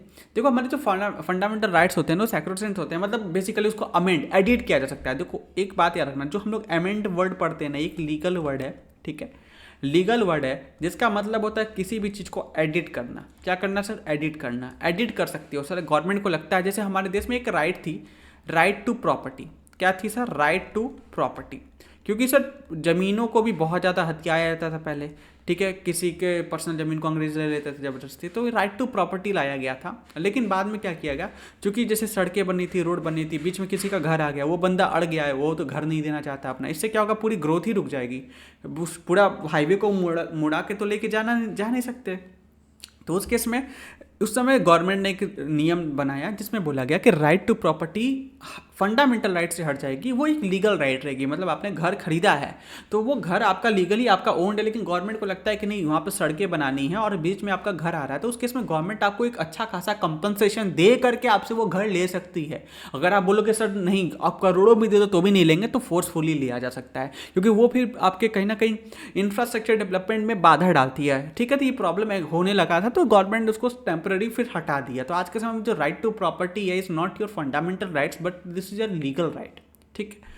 तो यहाँ पे ये चीज़ को बोला, ये थोड़ा फ्लेक्सिबिलिटी देता है एडजस्टमेंट करने में आने वाले जो सोसाइटी के हिसाब से जो चेंजेस वगैरह है उसके लिए। तो यहाँ पर राइट टू प्रॉपर्टी का क्लासिक एग्जाम्पल एग्जाम में आप जब लिखोगे इस आंसर का तो वहाँ पे इस चीज़ को मेंशन कर सकते हो प्रॉपर्ली, जिससे क्या होगा तुम्हारा आंसर और डिटेल में होगा। अब मेरे को एक बात बताना, जो भी बच्चा मेरे से पढ़ रहा है, ट्रस्ट मी, इतना ये रिवीजन करा रहा हूँ, मतलब समझो, ये रिवीजन करा रहा हूँ, इतना डिटेल में करा रहा हूँ, सोचो तो इस बच्चे को यहाँ पे भी समझ में आएगा ऐसा नहीं है, बट स्टिल मैंने यार डिस्क्लेमर इसलिए दे दिया ना कि मान लो कि मुझे कई चीज़ों को मैं उतना प्रेफरेंस नहीं दूंगा। अब जैसे मैं पढ़ा रहा हूँ तो एक एक लाइन को घिस घिस के पढ़ाता हूँ, बहुत सारे एग्जाम्पल लेता है। फिर रेगुलर क्लासेस में क्या होता है, 2 वे कम्युनिकेशन होती है, तुमसे क्वेश्चन पूछता है, फिर तुम भी अपने डाउट्स को पूछते हो। ये रिविजन में और ये रिविजन वाले में क्या होता है कि 2 वे कम्युनिकेशन पहली बात खत्म हो जाती है, जिससे समय वैसे ही आधा हो जाता है। दूसरा, मैं एक वर्ड को नहीं समझाता, बस मैं अंडरलाइन करते हुए कीवर्ड्स को आगे बढ़ रहा हूँ, कोशिश कर रहा हूँ जो इंपॉर्टेंट है उसको रीड कर लो, अदरवाइज मैं स्किप करते हुए आगे बढ़ रहा हूँ, बाकी कॉन्सेप्ट तुम्हें पूरा डिलीवर कर रहा हूँ, ठीक है ना। अगेन वहाँ पे बहुत सारे एग्जांपल लेता, यहाँ पे एक एग्जांपल लिया, जैसे निर्भया का लिया, वैसे बहुत सारे एग्जांपल लिए जा सकते थे ना। तो एक लैंडमार्क मैंने कुछ कुछ एग्जांपल ले के रखे हुए हैं जो तुम्हें डायरेक्टली स्ट्राइक आउट करेगा। और कुछ ट्रॉमा भी है बेसिकली इस टाइप के जो news societal point of view से देख पता है, एक बच्चा भी होना इस टाइप के न्यूज़ सुनता है तो उसके दिमाग पे क्या असर करता है। इसका क्लासिक एग्जांपल मैं खुद, क्योंकि मेरे दिमाग पे कहीं ना कहीं बुरा घाव की तरह छोड़ के गया। देखा जाए तो पर्सनली मैं उन्हें नहीं जानता, कोई लेना देना नहीं है, लेकिन है क्योंकि ये भारत है, ठीक है। एक सिटीजन हम लोग सुबह ओथ लेते हैं ना, all Indians are my brother and sister, सोचो एक सिस्टर के साथ ऐसा हुआ, इट्स अ पेनफुल, ठीक है। आगे बात करते हैं provision for suspension of rights. देखो कुछ केसेस में ना एक प्रोविज़न बनाया गया कि आपके राइट्स को सस्पेंड किया जा सकता है, ठीक है। जैसे कि मान लो कि आप सड़कें में घूमना चाहते हो, ठीक है, बोला गया राइट टू फ्रीडम, क्या है, राइट टू फ्रीडम। अब राइट टू फ्रीडम का मतलब सर आप सड़कों में घूम सकते, कोई आपको रोकेगा नहीं। लेकिन सर क्या हुआ 2020 में ना हमारे देश में एक ट्रेजेडी हुई, हमारे देश में नहीं पूरी दुनिया में, सर कोविड आ गया। क्या हो गया, कोरोना वायरस आ गया। अब इसमें बोला गया कि लॉकडाउन लगेगा। सर क्या लगेगा, लॉकडाउन लगेगा, क्लियर है। अब लॉकडाउन लगेगा का मतलब सर ये है कि आप सड़कों पर नहीं घूम सकते। लेकिन कोई बंदा बोलेगा सर ये तो हमारा कॉन्स्टिट्यूशन में राइट दिया गया है ना कि मैं सड़कों पे घूम सकता हूँ। लेकिन आपको पता उस समय पुलिस दौड़ा के आपके साथ पबजी खेल रही थी, डंडा लेके मार रही थी, क्यों सर, क्योंकि आपकी सेफ्टी का सवाल था। क्या था सर, सेफ्टी का सवाल था। तो उस केस में इमरजेंसी केसेस में क्या हो सकता है, आपके लिए रोका जा सकता है, आपके फंडामेंटल राइट्स को सस्पेंड किया जा सकता है कुछ कुछ सर्टेन केसेस में। जैसे हमारे 1970s में ना इंदिरा गांधी जब प्राइम मिनिस्टर थी तो उन्होंने खुद को गवर्नमेंट पर ज़्यादा कंट्रोल पाने के लिए उन्होंने एक हमारे कॉन्स्टिट्यूशन में एक प्रोविज़न है इमरजेंसी का प्रोविज़न, वो उसको अप्लाई कर दिया था, जिसके कारण क्या हुआ, देश में कुछ खतरा नहीं था बट स्टिल उन्होंने अपने पर्सनल बेनिफिट के लिए उसको अप्लाई कर दिया था, ओके। और इसके बाद में काफ़ी ज़्यादा उनको बैकलेस भी देखना पड़ा, उनकी सरकार गिर गई थी, काफ़ी चीज़ हुआ था।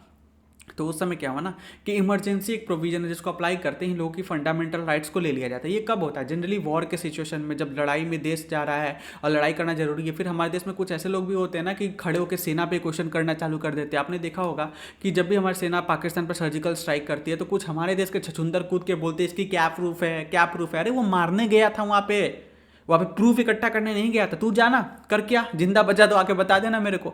अरे वहाँ पे एक्शन, जब सेना जब उतर रही है ऑपरेशन करे, दुश्मन के देश में हो, तुम सारे टेररिस्ट बड़े हुए हैं, वहाँ पे तुम गोली मारने जा रहे हो, बदला लेने जा रहे हो कि तुम बैठ के यहाँ प्रूफ फोटो खींचोगे हर चीज़ का। अरे भाई वेडिंग सेशन थोड़ी हो रही है, प्री वेडिंग शूट करने जा रहे हो, प्री ऑपरेशन शूट करके आ रहे हो, ऐसा नहीं होता है ना ब्रो, ठीक है। हर एक चीज़ की प्रूफ नहीं मांग, कुछ चीज़ें ऐसी होती है कि देखा जा सकता है। सैटेलाइट पर जाके देखो ना, पाकिस्तान का पूरा एयरबेस उड़ा हुआ है, ठीक है। तो उससे बड़ा प्रूफ क्या हो सकता है। अब तुम बोले कि नहीं सर एचडी में लेके आओ, अरे भाई मूवी नहीं देख रहे हो जहाँ पे हर एक एक्सप्रेशन को प्रॉपर्ली फिल्माया जाए, कलर ग्रेडिंग के साथ एडिट करके तुमको दिखाया जाए, ठीक है। तो ये बेवकूफ़ लोग होते हैं कुछ देश में, हमारे लीडर्स में कुछ लोगों ने क्वेश्चन राइज किया था, इवन लोकल लोगों ने भी, जो उनके चमचे होते हैं वो उठाते हैं क्वेश्चन, तो नहीं उठानी चाहिए। तो इस केस में गवर्नमेंट क्या करती है, क्योंकि जब लड़ाई हो रहा होता है बीच में ऐसे हरकतें करने वाले लोग आ जाते हैं, देश में फूट पड़ सकती है, लोगों का कॉन्फिडेंस सेना से हट सकता है, प्लस सेना का भी मनोबल गिरता है इससे। तो गवर्नमेंट उस केस में क्या करती है कि आपके जो फंडामेंटल राइट्स हैं उसको आपसे ले लेती है। जिसमें क्या होता था, जैसे मेरे पापा बताते थे ना, जब छोटे थे तो इंडिया वर्सेस पाकिस्तान का जब वॉर हुआ था तो बोलता जाता था कि तुम लोग को रात जब हो जाए ना तो रात को, जैसे क्योंकि क्या होता था कि जो हवाई जहाज़ होती थी वो आते थे फाइटर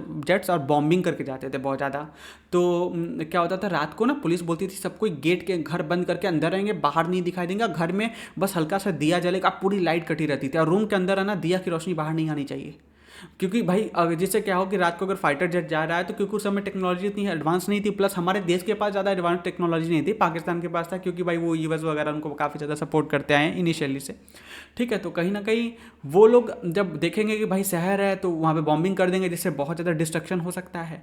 तो उस केस में क्या करते थे, पुलिस स्ट्रिक्टली आपको बोलती थी कि नहीं आपको नहीं करना, सड़कों पे घूम नहीं सकते, तो वो आपके बेनिफिट के लिए होता था। तो उस समय अगर एक एक फंडामेंटल राइट्स को अगर आपके नहीं छीनी जाएगी तो उस समय प्रॉब्लम हो सकता है, क्योंकि बोलते हैं ना एक इंसान पूरे को बर्बाद कर सकता है भाई।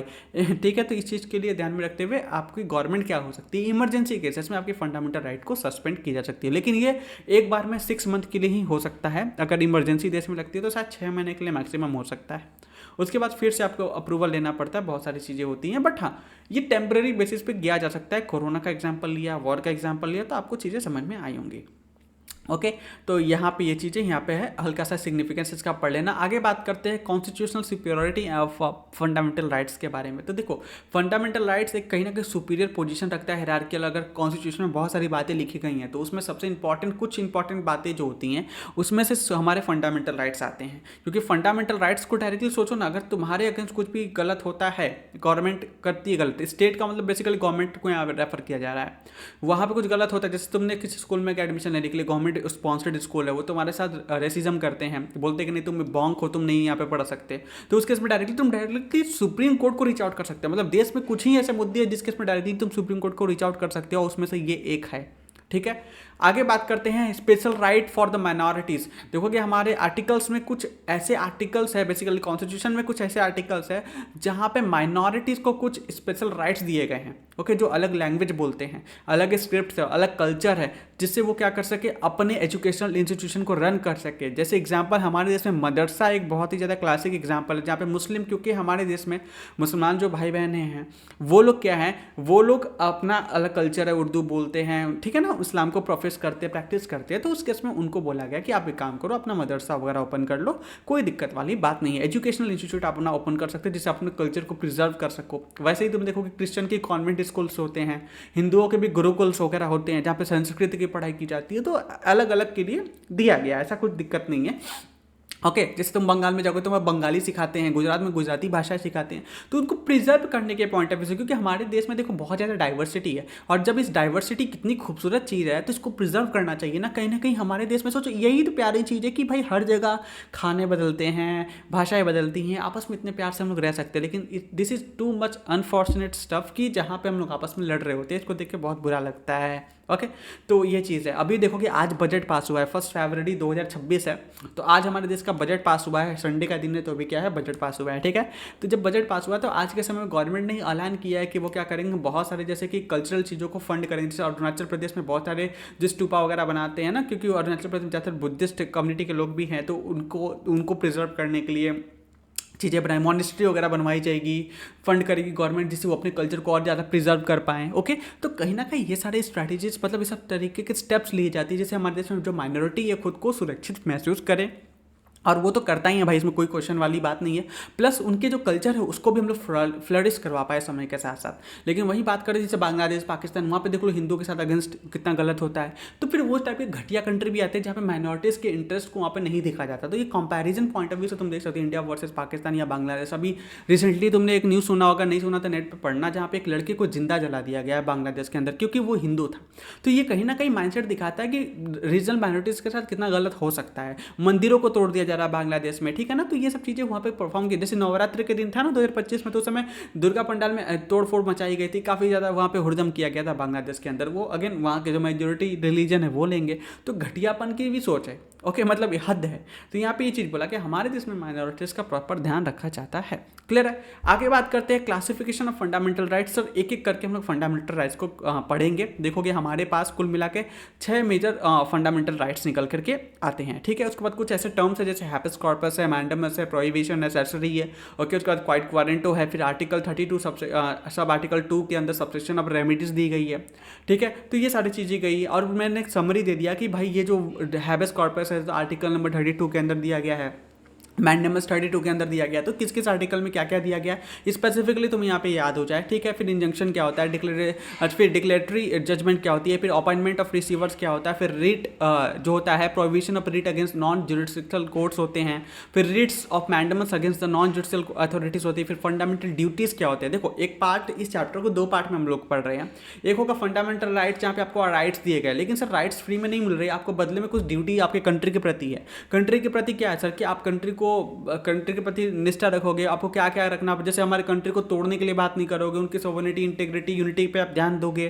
तो ये सारी चीज़ें हैं जो कि अब लोग पढ़ने वाले हैं। चैप्टर थोड़ा सा बड़ा जाएगा, मैं डिटेल में लेके चल रहा हूँ, मतलब ऑलमोस्ट मैं रेगुलर क्लासेस की तरह पढ़ा रहा हूँ तुमको इस चैप्टर को, क्योंकि मेरे पॉइंट ऑफ व्यू से भाई इंपॉर्टेंट है, क्योंकि सीबीएसई आईसीएसई दोनों में ही है। तो हो सकता है मैं आगे चल के इसको सीबीएसई के बच्चों को भी दूँ, जिससे क्या हो सके कि तुम फंडामेंटल राइट्स को अच्छे से समझ जाओ। क्योंकि फंडामेंटल राइट्स ऐसा नहीं कि बोर्ड बदल गया तो सिलेबस चीज़ें बदल जाएंगी। राइट की क्वालिटी सीबीएसई में भी वही पढ़ना है, आईसीएसई में भी वही पढ़ना है, ऐसा नहीं है कि दोनों अलग अलग है, ठीक है ना। बस हो सकता है क्लास अलग अलग है, तुम 9th में पढ़ रहे हो, सीबीएसई वाले 8 में पढ़ चुके हैं, कुछ कुछ चीज़ें आगे पीछे होती रहती हैं आईसीएसई सीबीएसई में, तो वो पार्ट लगा रहता है, कोई दिक्कत वाली बात इसमें नहीं है। ओके चलो, constitutional superiority of fundamental rights ये मैंने बता दिया। अब देखो classification of fundamental rights basically पढ़ने वाले हैं ना। देखो फंडामेंटल राइट्स हमारे इंडियन कॉन्स्टिट्यूशन के क्लासीफाई कर सकते हो 6 ब्रॉड कैटेगरीज में। सर कितने ब्रॉड कैटेगरीज में सर? 6 ब्रॉड कैटेगरीज में, each representing the cluster of related rights. हर एक बताता है कहीं ना कहीं रिलेटेड राइट्स के बारे में। जैसे पहला हमारे पास जो आता है वो राइट टू इक्वालिटी है, जो आर्टिकल 14 to 18 के बीच में दी गई है, जो बात करता है एकता, मतलब इक्वालिटी के, बराबरी के बारे में, जहां पे बोला गया किसी को भी उसके कास्ट के बेसिस पे, बार बार मैं कीवर्ड्स को रिपीट कर रहा हूं बिकॉज ये तुम्हें याद हो जाना चाहिए, कास्ट के बेसिस पे, रिलीजन के बेसिस पे, उसके स्किन के कलर के बेसिस पे, रेस के बेसिस पे, भाषा के बेसिस पे, कल्चर के बेसिस पे आप उसको इनइक्वल नहीं करवा सकते, उसके साथ डिस्क्रिमिनेशन नहीं करवा सकते, उसके साथ बुरा व्यवहार नहीं करवा सकते। सबको इक्वली क्या करना पड़ेगा? ट्रीट करना पड़ेगा। और जो हमारे फंडामेंटल राइट्स होते हैं बेटा वो यूनिवर्सल होते हैं, मतलब हमारे देश में कोई भी बंदा है तो उसके ऊपर ये उसको ये फंडामेंटल राइट्स मिल जाएगा, ऑटोमेटिकली मिल जाएगा। फर्क नहीं पड़ता वो कोई सिटीजन है नहीं है, रेसिडेंट है नहीं है, ठीक है ना, वो यहाँ पे बर्थ हुआ है नहीं है, मेल है फीमेल है, थर्ड जेंडर है, कोई मतलब नहीं, इससे कोई लेना देना नहीं। वो इंसान होना चाहिए, नेचुरल पर्सन होना चाहिए, उसको ये फंडामेंटल राइट्स मिल जाता है, ठीक है। अब देखो equality before the law, sir कानून के सामने सारे बराबर है, सारे सिटीजन्स के लिए कानून क्या है? एक समान है। अगर मान लो कि तुम्हारा बाहर का व्यक्ति इंडिया में आता है, किसी का मर्डर करता है तो उसको गवर्नमेंट पकड़ेगी। जैसे कसाब क्या था, 2008 में जो ताज होटल पे हमला हुआ था, तो कसाब पाकिस्तानी रेसिडेंट था जो इंडिया में आया था और इंडिया पे हमला किया था ताज होटल में। तो जब उसको पकड़ा गया तो उसके अगेंस्ट प्रॉपर कानून ने बराबर तरीके से उसको देखा और देखने के बाद उसको फांसी की सजा दी। तो कहीं ना कहीं यहाँ पे कानून के सामने क्या है? सारे बराबर। याद करो पहले के जमाने में एक मूवीज वगैरह देखोगे 70-80s की, तो वहाँ पे पुतला रहता था, आंख पे पट्टी बनी रहती थी और तराजू सामने रहता था। इसका मतलब क्या सर? आंख पे पट्टी बनने का मतलब सर सब किसी को नहीं देख पा रहे, सब हमारे सामने बराबर है। तराजू मतलब सब बैलेंस्ड है, किसी को हम लोग एक्स्ट्रा एडवांटेज नहीं दे रहे, किसी को कम एडवांटेज नहीं दे रहे, सबको बराबर देख रहे हैं, ठीक है। उसके बाद प्रोहिबिशन ऑफ डिस्क्रिमिनेशन, यहाँ पर डिस्क्रिमिनेशन के अगेंस्ट बात उठाई गई, जो बोला ना race, caste, sex, place of birth, इससे कोई लेना देना नहीं, सब लोग बराबर है। फिर equal opportunity in public employment, सबको पब्लिक एम्प्लॉयमेंट में इक्वल अपॉर्चुनिटी दी जाएगी। ऐसा नहीं किसी के धर्म के बेसिस पे उसको बोला जाएगा कि नहीं तुम इसमें नहीं जा सकते। हाउएवर इसका एक एक्सेप्शन है, एक्सेप्शन सर रिजर्वेशन सिस्टम हमारे, जिसमें पता है आपको general, ST, SC, OBC, EWS categories हमारे पास देखने को मिलते हैं, लेकिन वो एक्सेप्शन इसका देखने को मिलता है, ठीक है। इसके बारे में भी आपको नहीं पढ़ना, रेगुलर क्लास में इस पर चर्चा करते हैं। अभी फिलहाल के लिए समझ लो कि इक्वालिटी हमारे पास सभी पब्लिक जो इंप्लॉयमेंट है उसमें आपको इक्वालिटी दी जाती है। फिर एबोलिशन ऑफ अनटचेबिलिटी, छुआछूत के जो चीज़ों को एबॉलिश करने के पॉइंट ऑफ व्यू से इसको बनाया गया है सर। मतलब पहले ज़माने में क्या होता था, अगर आप एक सर्टेन जाति के लोग हो, ठीक है ना, और वो मेरे शरीर से टच अगर हो गया ना, तो क्या होता था कि वो अब छुआछूत हो गया। मतलब कि मैं घर पे जाके नहाऊंगा, खुद को गंगा जल छिड़कूंगा, नौटंकी करूंगा, फिर फालतू की चीप हरकतें करूंगा। लोग करते थे ना, यार ये छूत मेरे को छू दिया, नीच जाता है, ये है वो है, मतलब बकवास करने वाले लोग करते ही हैं, ठीक है। आज भी चीज़ें कई जगह एग्जिस्ट करती हैं, मैंने पर्सनली देखा है, ओके। फिर एवोल्यूशन ऑफ टाइटल, कई लोग होते हैं ना अपने नाम के अगर टाइटल जैसे रॉयल, किंग और फालतू की चीज़ें लगाते रहते हैं, तो गवर्नमेंट बोलती है कि नहीं ये सब फालतू टाइटल्स आप नहीं लगा सकते हो, ये बिल्कुल भी अलाउड नहीं, क्योंकि ये लगा के आप खुद को सुपीरियर दिखाने की कोशिश कर रहे हो, जो नहीं करना है। आप बराबर हो भाई साहब, खुद तुम स्पेशल नहीं हो। हाँ कुछ टाइटल्स आप लगा सकते हो, जैसे कि आप आर्मी रिलेटेड टाइटल जैसे कर्नल, मेजर, सूबेदार, कैप्टन जो होता है ना, वो टाइटल प्रीफिक्स के तौर पर लगा सकते हो। या फिर अकेडमिक्स टाइटल जैसे डॉक्टर हो गया, सीए हो गया, सीएस हो गया, एडवोकेट हो गया, आर्किटेक्ट हो गया, जो भी चीज़ें मतलब तमाम चीज़ें, एजुकेशनल क्वालिफिकेशन जो आपको दिखाता हो तो वो तुम लगा सकते हो। हाउएवर तुम कोई भी जनरेशन वाइज कोई किंग, कोई नहीं, ये सब फालतू चीज़ें नहीं लगा सकते। आगे बात करते हैं राइट टू फ्रीडम। फ्रीडम का मतलब सर आज़ादी, फ्रीडम ऑफ स्पीच एक्सप्रेशन। अगर मुझे लगता है गवर्नमेंट से मैं नाराज हूँ तो स्पेसिफिकली मैं बोल सकता हूँ, मैं खुलेआम बोल सकता हूँ कि इसके समय आज जो बजट आया है वो मिडिल क्लास के लिए बिल्कुल भी नहीं था। ये केवल मतलब मिडिल क्लास को गवर्नमेंट भी लाइक बोलती है चल हट यहाँ से, वैसा वाला सिनेरियो है। तो ये फ्रीडम ऑफ स्पीच है, मैंने खुल के गवर्नमेंट को क्रिटिसाइज किया, एग्जाम्पल में ही क्रिटिसाइज कर दिया, ठीक है। तो यहाँ पे फ्रीडम ऑफ स्पीच और एक्सप्रेशन, जहाँ पे गवर्नमेंट से आप सेटिस्फाइड नहीं हो तो आप गवर्नमेंट के अगेंस्ट भी बोल सकते हो, कोई दिक्कत नहीं है। आपको ऐसा नहीं गवर्नमेंट पकड़ के डाल देगी, लेकिन चाइना नॉर्थ कोरिया में होता तो मेरा अभी तक पकौड़ा बन गया होता। फिर आगे बात करते हैं फ्रीडम ऑफ असेंबली पीसफुली, मतलब यहाँ पे आप एक साथ खड़े होकर के पीसफुली, यहाँ पे बोलते हैं ना, बिना किसी हथियार वगैरह के प्रोटेस्ट कर सकते हो, जुलूस निकाल सकते हो, इसकी बात हो रही है। फिर freedom of form association and union, आपको यूनियन बना सकते हो, एसोसिएशन बना सकते हो। जैसे मैं बोलता हूँ कि हम लोग की एक स्टूडेंट कम्युनिटी है, ठीक है, स्टूडेंट कम्युनिटी है जहाँ पे सारे बच्चे का एक साथ आते हैं, ग्रुप डिस्कस करते हैं। ऐसे ही देखोगे लेबर कम्युनिटी होती है, जो लोग इंप्लॉय काम करते हैं तो इंप्लॉय यूनियन होती है जो कि इंप्लॉय के हक के लिए काम करते हैं।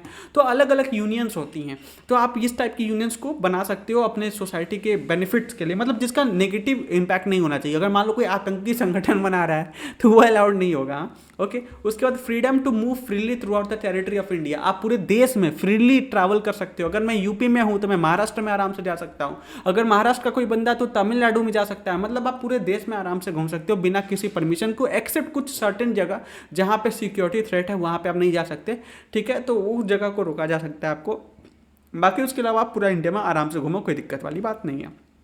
आगे बात करता है freedom to reside and settle, मतलब आप इंडिया में कहीं भी आप जाके रह सकते हो। देखो पंजाब के लोग कई बार दिल्ली में रहते हैं, दिल्ली के लोग कई बार मुंबई में जा सकते हैं, यूपी के लोग कई बार कहीं भी, मतलब इंडिया में आप रिसाइड हो सकते हो आराम से, कोई दिक्कत नहीं है, शिफ्ट वगैरह हो सकते हैं, लोग जॉब वगैरह करते हैं, ट्रांसफर वगैरह होते रहते हैं। उसके बाद freedom of profession occupation trade business, आप किसी भी प्रकार का प्रोफेशन ऑक्यूपेशन ट्रेड बिजनेस कर सकते हो अनटिल अनलेस वो oppose to the public policy नहीं होना चाहिए, मतलब सोसाइटी के अगेंस्ट नहीं होना चाहिए। मान लो मैं प्रोफेशन है भाई किसी को चाकू मारने का, पैसा लेके मैं मर्डर करता हूँ तो वो अलाउड नहीं है, ओके। लेकिन मान लो कि मैं प्रोफेशन है भाई पढ़ाने का, पढ़ा सकते हो। मैंने वेदत को स्टार्ट किया, वेदत स्टार्ट करने के पहले मैं गवर्नमेंट से पूछूंगा थोड़ी, गवर्नमेंट बोलेगा भाई करो ना यार, कोई दिक्कत नहीं है, ये सब चीज़ों के लिए मत पूछो, तुम इंडिया के सिटीजन, कम ऑन यार, यू कैन डू दिस ठीक है, वैसा वाला बात है, ओके।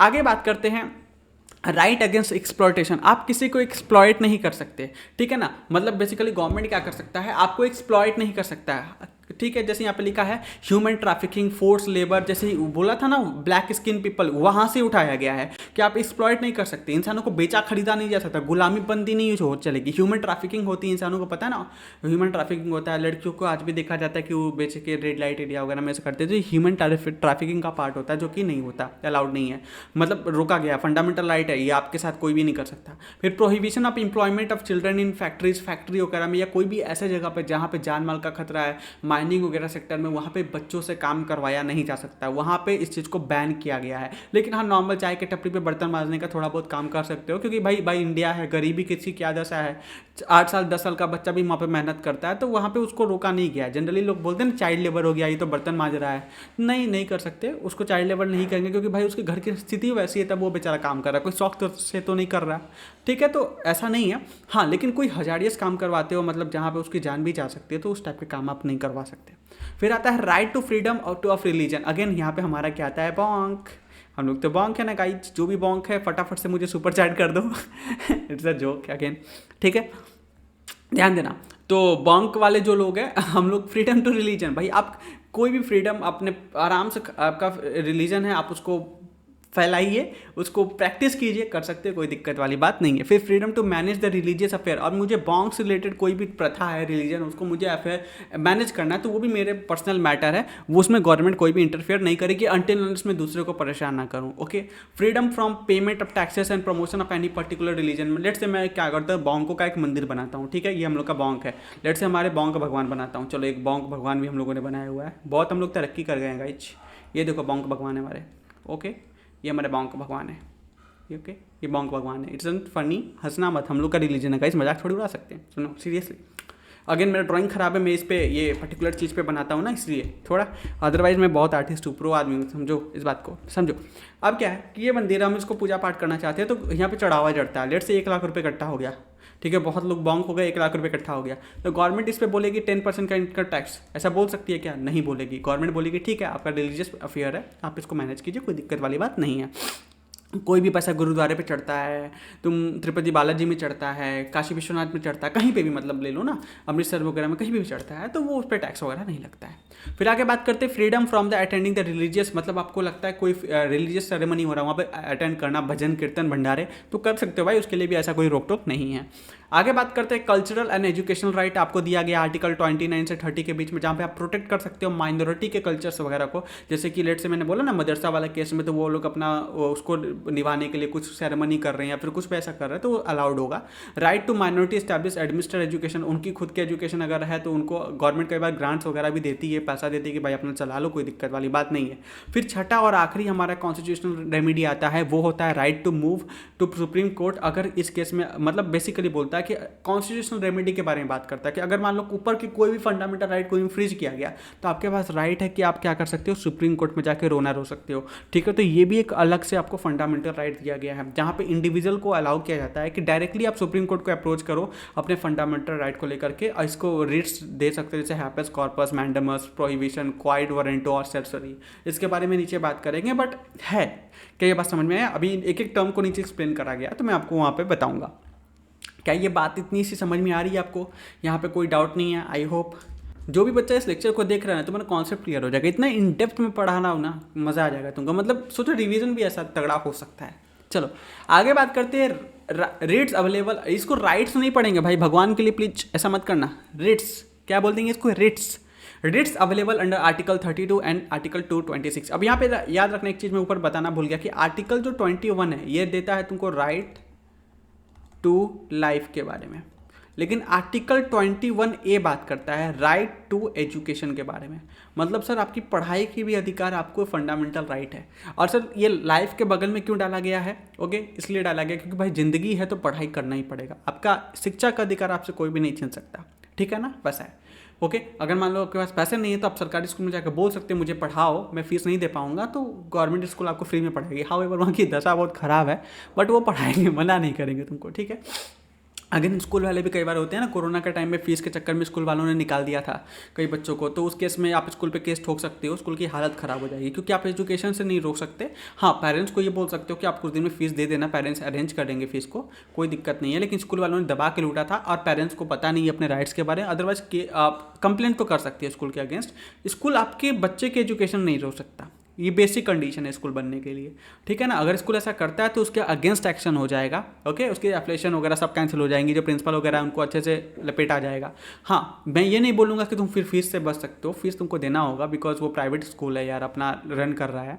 लेकिन जनरली आपको पढ़ाई से तो नहीं रोकेंगे। हाँ, बाद में आप फीस दे सकते हो, रिड्यूस्ड फीस दे सकते हो। छोटे थे तो हम लोग को ना लेटर लिखवाया जाता था, एप्लीकेशन लिखवाते थे फॉर्मल लेटर के अंदर, जिसके अंदर बोलते थे प्रिंसिपल को लेटर लिखो, आप बोलो उनको कि यार मेरे पास पैसा नहीं है, जो भी कारण रहा इस वजह से आप थोड़ा फीस माफ़ कर दीजिए इस महीने का, या फिर रिड्यूस कर दीजिए। तो ये तमाम चीज़ें आप कर सकते हो जहाँ पे आपको रिलैक्सेशन दी जा सकती है, मगर आप ये नहीं कर सकते कि नहीं मैं फीस नहीं दूंगा, नहीं तो फिर तुम ही पता चला उनका लूट रहे हो, ऐसा नहीं होगा, ठीक है? और ये कोचिंग्स वगैरह पे अप्लाई नहीं थी, ये भी मैं क्लियर कर दूँ। पता चला कोचिंग वाले भैया पे तुम केस ठोक दिए, भाई कोचिंग वाला बेचारा खुद ही ले दे के अपना पढ़ा रहा है ना, उसको गवर्नमेंट सपोर्ट करती है ना कोई, ऊपर से गवर्नमेंट 80% GST अलग से लगाती है, तो ये प्रॉब्लम अलग है उनके साथ, बेचारे अलग दुखी है, एग्जाम इंक्लूडिंग मी, ठीक है? तो भाई कोई साधन नहीं है। आगे के 2 लेक्चर्स इसलिए फेस कैम के साथ नहीं मैं रिकॉर्ड कर पाया कि मेरे पास पैसे नहीं है भाई, कहाँ से लाऊं, ठीक है?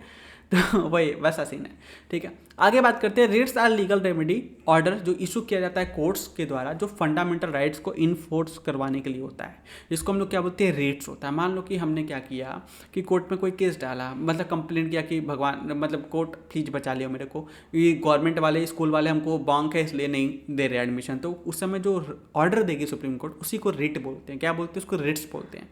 फिर से पढ़ो क्या लिखा है, writs are the legal remedy. क्या है?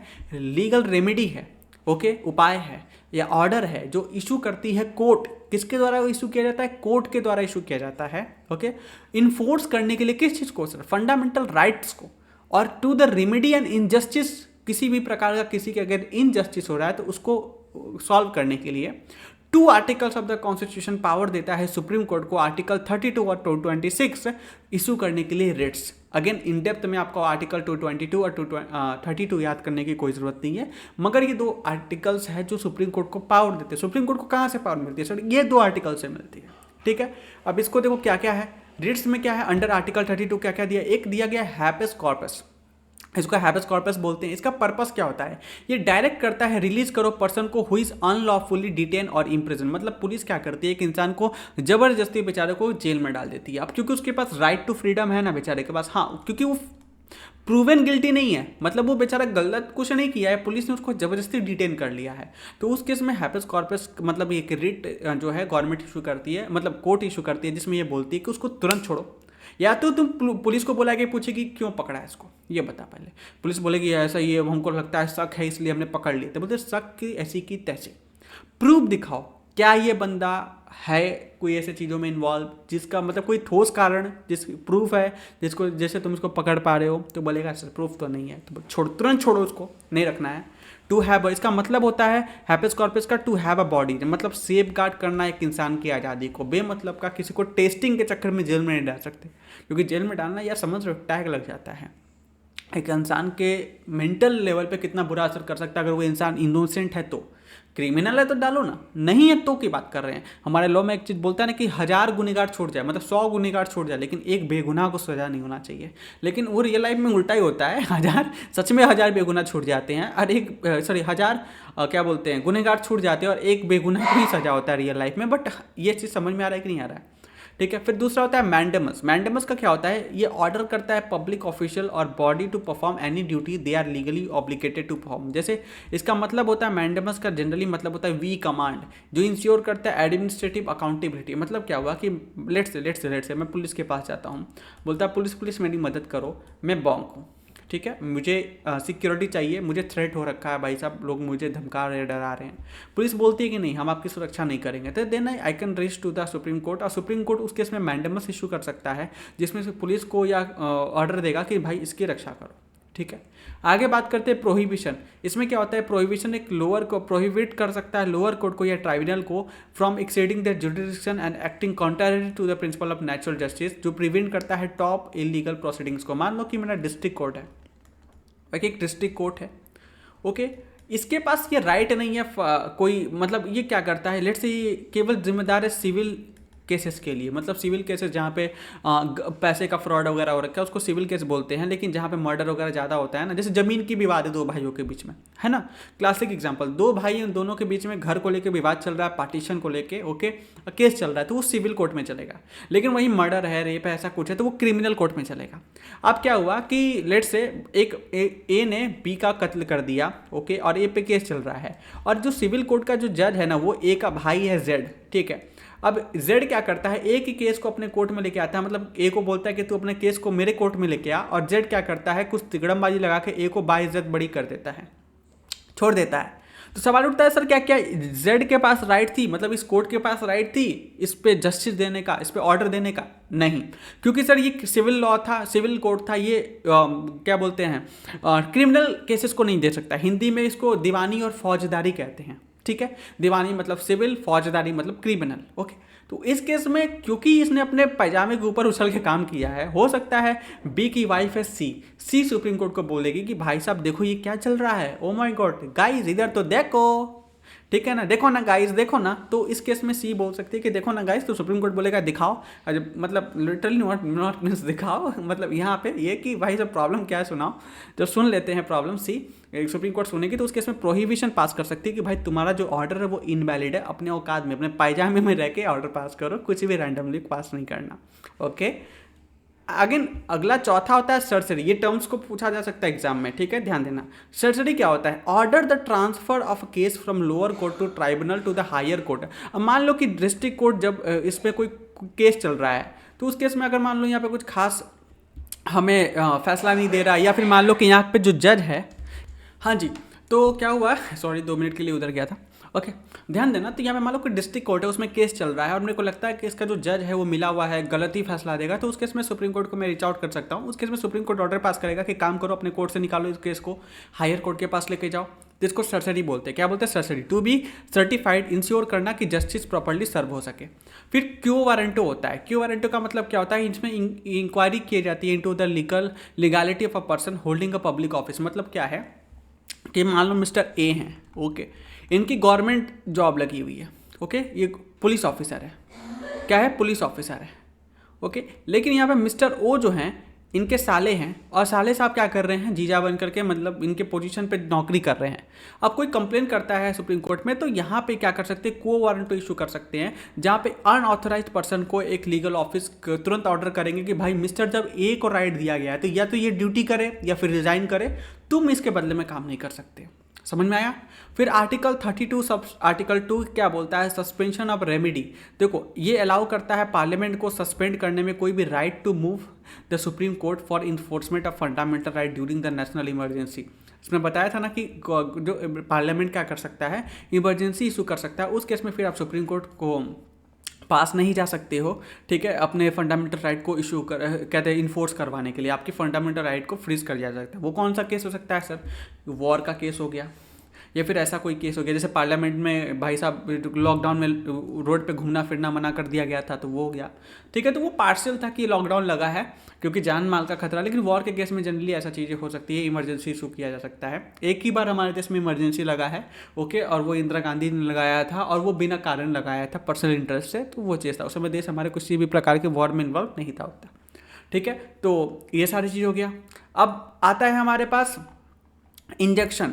इंजेक्शन क्या होता है, ये retraction of a person authority from doing an act and they are not entitled to do. मतलब यहाँ पे क्या हो सकता है, किसी भी इंसान को वो काम से रोका जा सकता है जो वो करने के लायक नहीं है।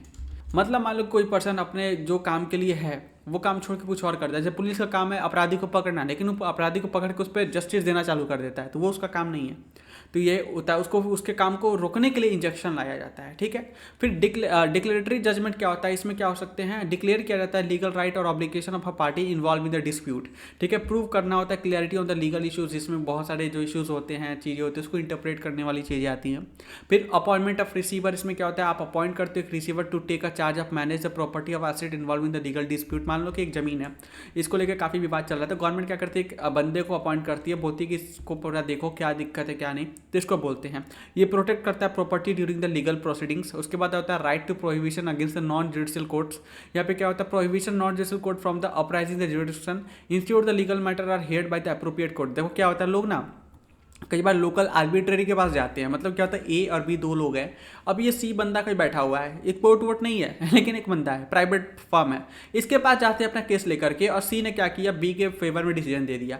अब ए गुस्सा आ गया, बोला कोर्ट में चला गया, बोला ये कौन है लल्लू, ये भाई कोर्ट है ना, कुछ ऑर्डर क्यों दिया, तो कोर्ट बोल सकती है बात सही है, लिफ्टा इसके ऑर्डर, कोई कौन है भाई, ठीक है। उसके बाद आता है right to mandamus against the non jurisdiction authority, direct non jurisdiction authority to perform the duties, ठीक है ना। यहाँ पे इंश्योर कर सकता है एडमिनिस्ट्रेशन अकाउंटेबिलिटी। अब देखो जनरली क्या होता है, लोग ना थर्ड पार्टी कहते हैं आर्बिट्री का यूज़ करते हैं, क्योंकि कोर्ट में कई बार केस बहुत लेट होती है, तो कोई भी कॉन्ट्रैक्ट के अंदर अगर एंटर करते हैं तो उस बीच में क्या करते हैं, उसकी चीज़ की पहले ही रख देते हैं कि अगर मान लो हम दोनों में कोई डिस्प्यूट हो गया तो हम लोग इसके पास जाएंगे, ओके। तो ये सब उतना इंपॉर्टेंट नहीं है अभी के लिए, बस इतना जितना सुना उतना समझा, जितना समझ में आया ठीक है, नहीं समझा तो यू कैन इग्नोर दिस, ठीक है। अब आके आते हैं फंडामेंटल ड्यूटीज़ क्या होता है, सेकंड पार्ट की तरफ बढ़ते हैं। तो देखो फंडामेंटल ड्यूटीज़ एक set of moral civic obligation होता है जो हर एक इंसान को दी गई है, जैसे रोड पर थूकना नहीं, नाग नहीं बनना है, okay. Duties are added by the 40, ये कब ऐड किया गया है सर, 42nd अमेंडमेंट की गई थी, मतलब जब हमारा कॉन्स्टिट्यूशन बना था उस समय से इसमें नहीं था, ये हमारे देश में 1976 में 42nd अमेंडमेंट की गई थी, उस समय इस चीज़ों को ऐड करा गया है। The aim of promoting the sense of discipline, जिसमें हमारे लोगों के अंदर डिसिप्लिन आए, रिस्पॉन्सिबिलिटी आए, कमिटमेंट आए सिटीजन के अंदर। फंडामेंटल राइट इंपावर करता है इंडिविजुअल को by the outline their entitlement. Fundamental duties emphasize करता है रेसिप्रोकल रिस्पॉन्सिबिलिटीज। ऐसा नहीं है कि हर एक चीज़ गवर्नमेंट को ही मतलब गवर्नमेंट आपको कुछ राइट दिया गया जिसको गवर्नमेंट को पालन करना है, बल्कि being a citizen this is your duty कि आप भी कुछ चीज़ों को फॉलो करें, जैसे abide by the constitution, respect the ideal institution, मतलब citizens are duty bound to respect the constitution. हर एक सिटीजन का ये ड्यूटी है कि वो क्या करे, देश की संविधान की रिस्पेक्ट करे। कई लोग बोलते हैं हम देश के संविधान को नहीं मानते, तो वो लोग क्या करते हैं, वो फंडामेंटल ड्यूटीज़ का पालन नहीं कर रहे, ये गलत है। It's idea the institution is establish the include the showing the allegiance and democratic principle values and in the constitution. मतलब क्योंकि डेमोक्रेसी करनी है तो सबका एक कॉन्स्टिट्यूशन में भरोसा होना बहुत ज़रूरी है, अगर लोग भरोसा नहीं करेंगे तो फिर प्रॉब्लम आएगी। फिर दूसरा होता है the cherish and follow the noble ideal which inspired the national struggle of freedom, मतलब फ्रीडम के अगेंस्ट भी आप कुछ नहीं बोल सकते हमारे पास, ठीक है ना। Citizen should uphold the embarrass the ideas that guided by the national struggle for independence, जो हम लोग का देश की आज़ादी के लिए जो स्ट्रगल की गई है जितने चीज़ें हुई हैं such as justice, equality, liberty and fraternity, उसकी आप आदर करोगे, उसकी रिस्पेक्ट करोगे, उसका मिसयूज़ नहीं करोगे। To uphold the protect and sovereignty, unity and integrity of India, मतलब हमारे देश के अगेंस्ट नहीं बोलोगे, आप देश को तोड़ने वाली बातें हैं या फिर देश को तोड़ने वाला ऐसे एक्टिविटी नहीं करोगे जैसे हमारे देश के इंटीग्रिटी क्या कहते हैं यूनिटी और क्या होता है सोवरिटी पे खतरा है। ठीक है, उसके बाद आता है defend the country, render the national service when the call upon two do so, मतलब कल होकर के आपके देश को आपकी ज़रूरत पड़ती है, भगवान न करे कोई वॉर हो गया और देश को आपकी ज़रूरत है, जहाँ पे मुझे मान लो बुलाया जाता है कि आप आइए देश की रक्षा के में अपना योगदान दीजिए, तो मुझे जाना चाहिए, ये मेरी ड्यूटी है। ठीक है, इस बात को याद रखना, ये केवल सेना के लोगों की ड्यूटी नहीं है, being a citizen of India this is my duty as well. Okay, second, to promote करना harmony, spirit of common brotherhood, जैसे मैं हमेशा कोशिश करता हूँ करने की, कोई भी रिलीजन के बीच में लड़ाई ना हो। Okay, being a teacher this is my duty कि मेरे से जो बच्चा पढ़ रहा है वो हिंदू हो सकता है, मुस्लिम हो सकता है, क्रिश्चियन हो सकता है, ठीक है, ईसाई हो सकता है, मतलब सॉरी सिख हो सकता है, कोई भी हो सकता है, मेरे को सबको लेके चलना है। Being a teacher I can not be बोलते ना मैं क्या बोलते हैं वो बायस नहीं हो सकता किसी के अगेंस्ट, मतलब किसी के लिए। ठीक है, तो ये चीज़ है। तो being a citizen this is my duty, citizen भी हूँ, प्रोफेशनल भी हूँ, और तुम्हारा भी काम है कि किसी भी रिलीजन को गलत मत बोलो, सभी सही है अपनी जगह भाई, सभी मिलजुल के रहा जा सकता है, तो क्यों लड़ना है आपस में, बस इतना सा कॉन्सेप्ट है। फिर दूसरा, तो value the preserve the rich heritage of our culture, क्योंकि भारत एक बहुत ही ज़्यादा रिच हेरिटेज वाला देश है, तो कहीं ना कहीं हम लोग सारे डाइवर्सिटी की रिस्पेक्ट करें। उसके बाद प्रोटेक्ट करना, इंप्रूव करना हमारे नेचुरल इन्वायरमेंट को, फॉरेस्ट वगैरह को बढ़ाना, लैक वगैरह को पॉल्यूटेड ना करना, जो कि हम लोग करते हैं, तो हम लोग देखो फंडामेंटल ड्यूटीज को नहीं निभा रहे। आज के समय में एयर क्वालिटी देख लो, पॉल्यूशन लेवल देख लो, तुम्हें खुद ही रियलाइज हो जाएगा। फिर डेवलप करना scientific temper, humanism, spirit of inquiry और reform, citizen should cultivate the scientific temper, humanism, spirit of inquiry, reform, the duty encourage to rational and progressive outlook, मतलब बोलते हैं ना बिना सोचे समझे बैलों की तरह हरकत नहीं करना, थोड़ा साइंटिफिक टेम्परामेंट रखो, आपस में लड़ो मत। जैसे अरुणाचल प्रदेश का केस बताया ना यार, वहाँ पे बताओ एक रेसिज्म के केस के कारण छोटी सी डिस्प्यूट के कारण बेचारे को मार दिया, क्या मिला, क्या मिला, कुछ नहीं। That is called scientific temperament.